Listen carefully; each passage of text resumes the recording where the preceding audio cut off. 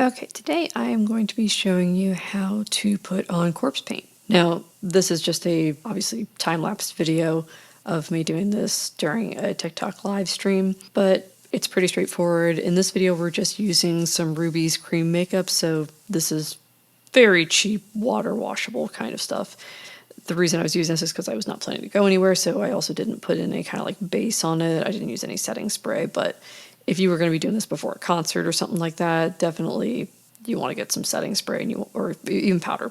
Setting powder works obviously just as well. But something just to set it in, and also I recommend putting on some sort of base for it as well. But essentially we're just going to start with the white, then we put on the black obviously, and kind of turn ourselves into a panda. And then from there we're going to go in and just do these little lines. So it's best to start with a really thick brush for putting on obviously all the white. As you saw earlier, I was using my hands for a lot of it too. I don't do that with my maroon stuff, but for something like this, I just went ahead and used that just because it was easier to apply.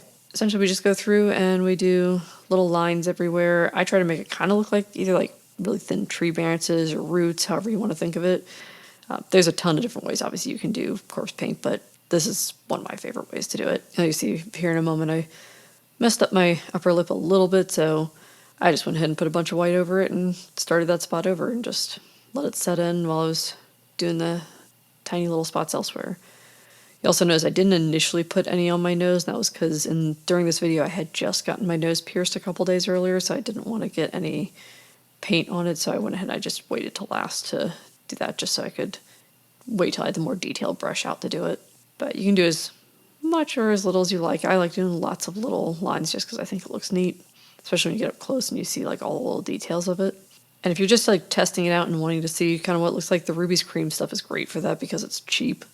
But if you were going to do it like at a concert, I'd probably get some maroon stuff. The water-based stuff obviously is best. If you really want to go for alcohol stuff, you can, but alcohol activated is really tricky to get off, and I don't really see a point in doing it for something like this.